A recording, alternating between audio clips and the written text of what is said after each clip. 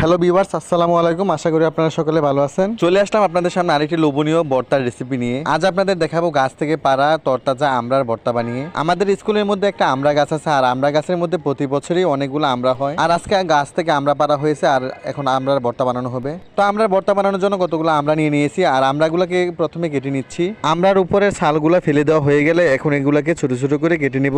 গরমের মধ্যে দুপুরবেলা আমড়ার ভর্তা খাওয়ার স্বাদই আলাদা। যেহেতু আজকে ব্যবসা গরম পড়েছে, তাই আজকে আমড়ার ভর্তা বানানোর সিদ্ধান্ত নিয়েছি। আর এমনিতে আমরা মানুষের দেহের অন্যতম একটা উপকারী ফল। আমড়াগুলা দেখতে যেমন সুন্দর, এগুলা খেতেও একটু মিষ্টি মিষ্টি। আজকে আমড়ার ভর্তাটা আমরা লবণ আর মরিচ দিয়ে একটু জাল জাল করে ভর্তা বানিয়ে নিব।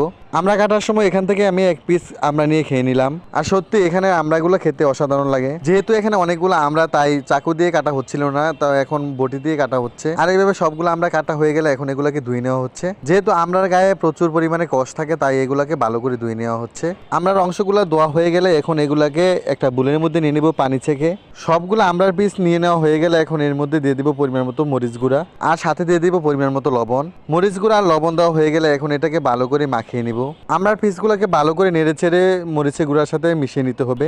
আর এই আমড়ার ভর্তাটা খেতে এখন টক জাল মিষ্টি লাগবে। আর এইভাবে খুব সহজেই আমড়ার ভর্তা আপনারা বাড়িতে বানিয়ে খেতে পারবেন। তো আমি খাওয়ার জন্য আমার প্লেটের মধ্যে আমড়া নিয়ে নিচ্ছি। আর সত্যি গাইস, আজকে আমড়ার ভর্তাটা অসাধারণ হয়েছে। তো আজ এই পর্যন্তই, দেখা হবে নতুন কোনো ভিডিওতে। সবাই ভালো থাকবেন। আল্লাহ হাফেজ।